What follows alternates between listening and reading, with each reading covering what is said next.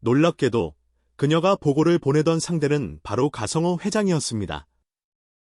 모두가 죽었다고 믿었던 가성호가 실제로 살아있었고 백혜지를 자신의 비밀 요원으로 삼아 모든 사건의 흐름을 조종하고 있었다는 사실은 충격 그 자체였습니다. 가성호는 체스판의 왕처럼 백혜지를 가장 강력한 말로 활용하며 김영란을 중심으로 한 복수 계획을 정교하게 설계해왔습니다. 덕분에 백혜지가 가성호의 비밀방에 자유롭게 접근할 수 있었던 이유와 영란을 위협하는 듯하면서도 결정적 순간마다 구해냈던 이유가 명확히 밝혀졌습니다. 겉으로는 천진난만해 보이는 백혜지는 사실 주변의 작은 변화까지 놓치지 않는 날카로운 인물입니다. 그녀의 이중적 행동은 단순한 우연이 아니라 가성호의 치밀한 지시에 따른 것이었습니다. 백혜지는 지금까지 영란을 위험으로부터 지켜온 수호천사 역할을 해왔습니다. 첫 번째 사건은 관리인 최 씨와 운전기사 양 씨가 영란을 공격하려 했을 때였고, 백혜지는 그 계획을 사전에 눈치채고 영란을 교묘히 피하게 만들었습니다.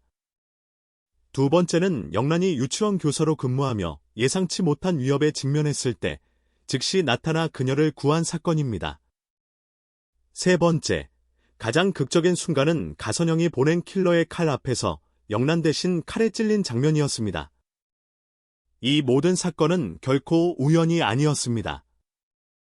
백혜지는 가성호의 지시에 따라 무찬 그룹 내부의 움직임을 보고하고 영란을 보호해왔습니다. 가성호 회장은 죽음을 위장한 채 어둠 속에서 무찬 그룹의 모든 사건을 통제하고 있었고, 백혜지는 그의 눈과 귀가 되어 가선영과 가선우, 이돈 변호사의 계획, 심지어 킬러의 행동까지 세세히 보고했습니다. 가성호가 백혜지를 선택한 이유는 그녀의 탁월한 관찰력과 지능 때문이었습니다. 백혜지는 겉으로 순진한 가사도우미로 위장했지만 실제로는 누구보다 상황을 빠르게 파악하고 행동하는 인물이었습니다. 그가 그녀에게 비밀방의 일부 정보를 일부러 알려준 것도 바로 이런 이유 때문이었습니다. 이 모든 과정은 가성호의 복수 계획의 일부였습니다. 그는 딸 예림의 죽음과 관련된 진실을 밝히고 가선영과 가선우를 무너뜨리기 위해 영란을 최전선에 세웠습니다. 하지만 영란은 단순히 이용된 존재가 아닙니다.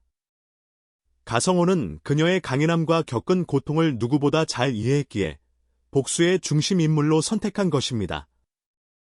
백혜지는 이 과정에서 영란을 보호하면서 동시에 가성호의 계획을 완수하기 위해 필사적으로 움직였습니다. 백혜지는 예림과 같은 보육원 출신일 가능성이 큽니다. 어린 시절, 마음의 상처로 도벽 즉 물건을 훔치는 습관을 갖고 있었고, 친한 친구 예림이 곁을 떠나자 그 상실감을 도벽으로 채우려 했습니다.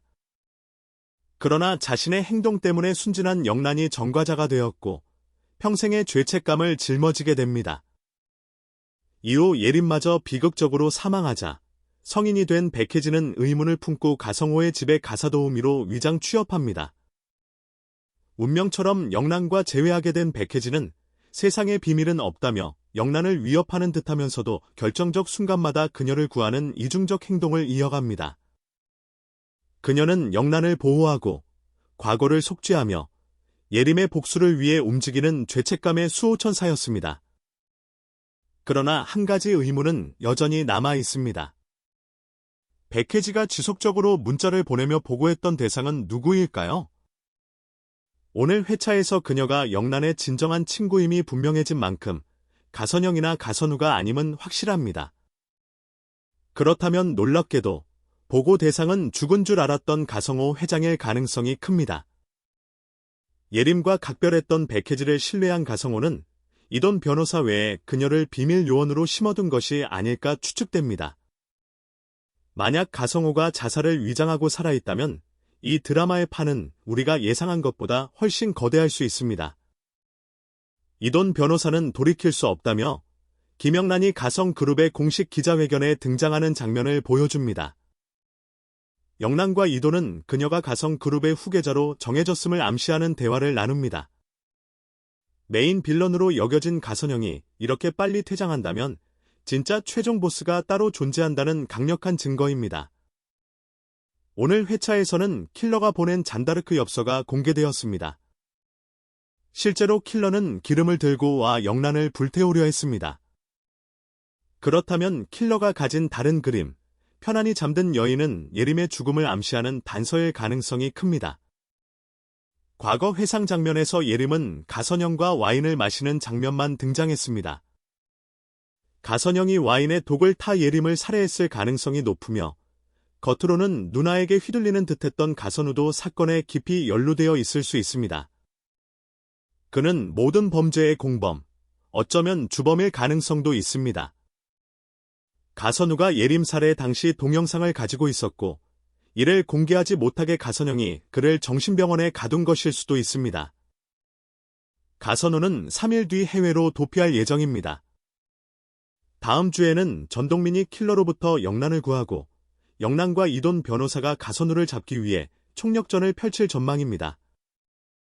가선영이 죽었지만 예림 사건의 증거 영상과 킬러가 가진 2장의 그림 중 1장, 즉 예림 살인을 지시한 그림은 누군가가 가져갔습니다. 김영란은 그 동영상을 확보하기 위해 필사적으로 싸우게 될 것입니다. 백혜지가 가선영의 킬러로부터 영란을 지키며 대신 칼에 찔리는 장면은 시청자들에게 숨막히는 충격을 안겼습니다. 그녀가 진심으로 영란의 편이었음이 가장 비극적인 방식으로 드러난 순간이었습니다.